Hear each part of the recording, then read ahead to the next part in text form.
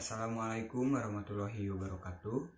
Perkenalkan, nama saya Mayum Sepah Kapahrudin dan teman saya Witara Cahyani. Assalamualaikum warahmatullahi wabarakatuh.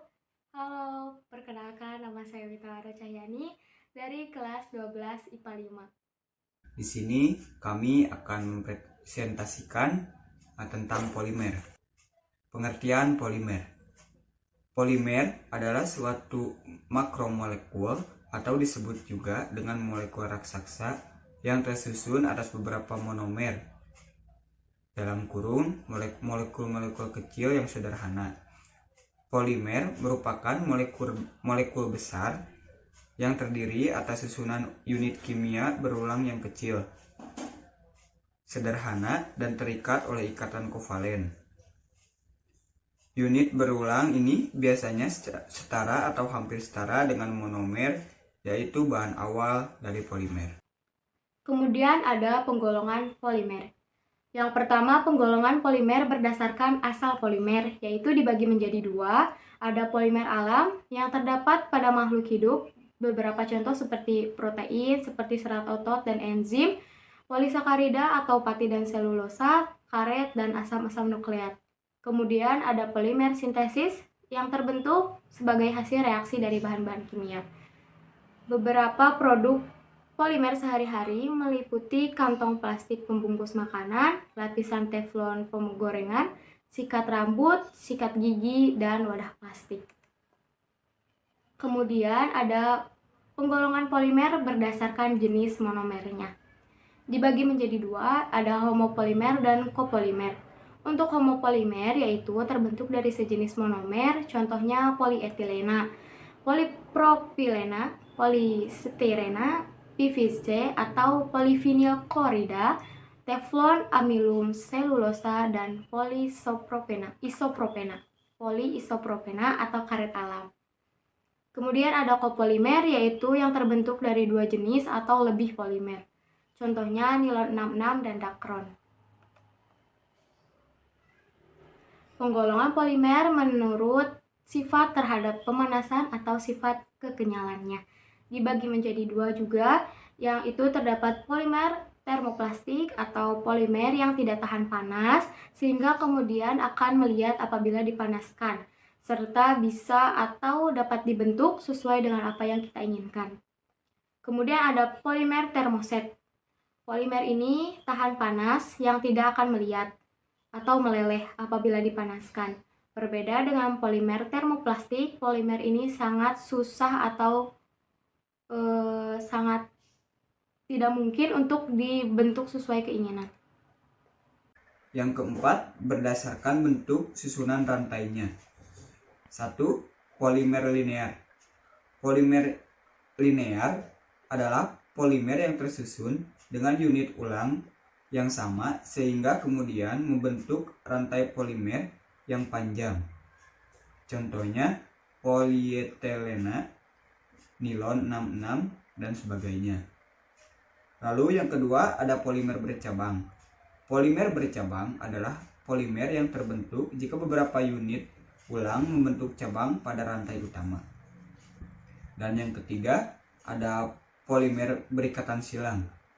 Polimer berikatan silang adalah suatu polimer yang terbentuk disebabkan karena beberapa rantai polimer tersebut saling berikatan antara satu dengan yang lain.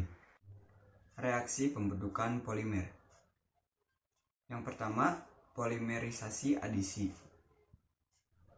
Polimerisasi adisi terjadi dari monomer-monomer yang memiliki ikatan rangkap yang bergabung secara adisi membentuk molekul baru sehingga menjadi ikatan jenuh.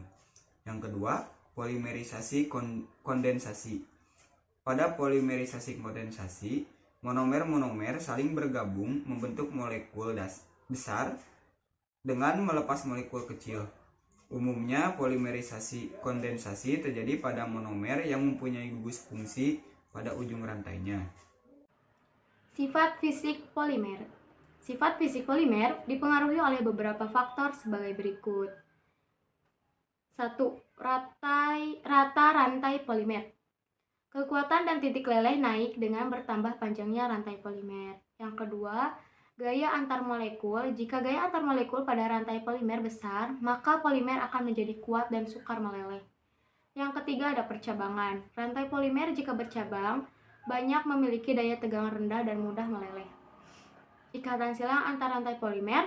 Ikatan silang antar rantai polimer menyebabkan terjadinya jaringan yang kaku yang membentuk bahan yang keras. Jika ikatan saling silang semakin banyak, maka polimer semakin kaku dan mudah patah. Sifat kristalinitas rantai polimer.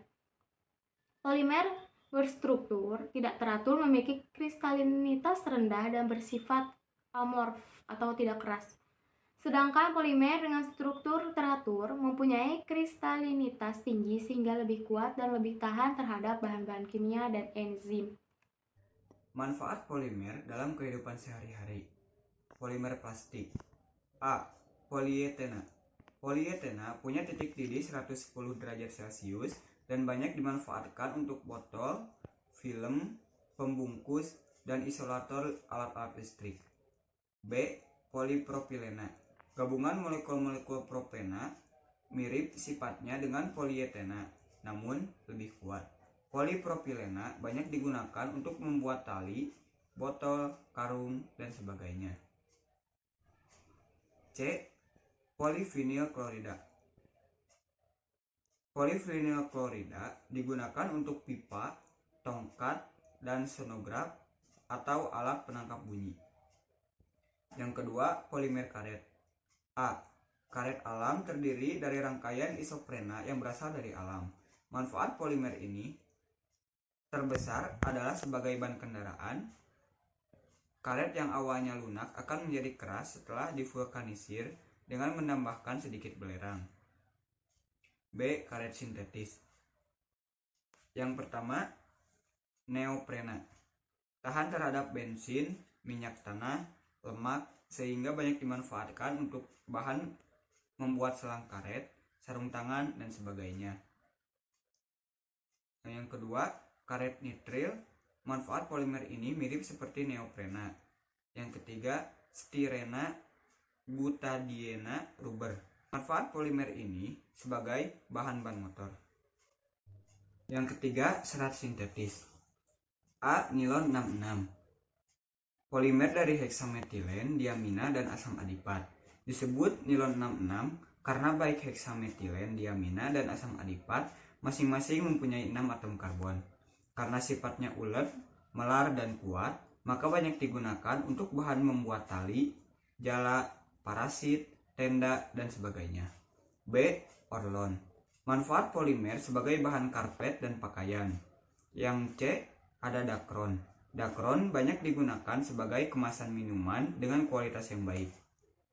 Kemudian ada dampak negatif dari penggunaan polimer, yaitu mencemari lingkungan karena sulit diurai. Ikatan kimia pada polimer sintesis sangat kuat sehingga polimer sulit untuk diuraikan. Kemudian menyebabkan gangguan kesehatan. Juga polimer sintesis mudah terbakar dan kontaminasi zat warna plastik atau polimer sintesis dalam makanan membahayakan kesehatan pada manusia khususnya. Kemudian ada pertanyaan nomor 1, pertanyaan nomor 2, dan pertanyaan nomor 3. Sekian yang dapat saya sampaikan beserta teman saya Mahim Safah Kafarudin. Mohon maaf bila banyak kesalahan dan banyak kekurangan.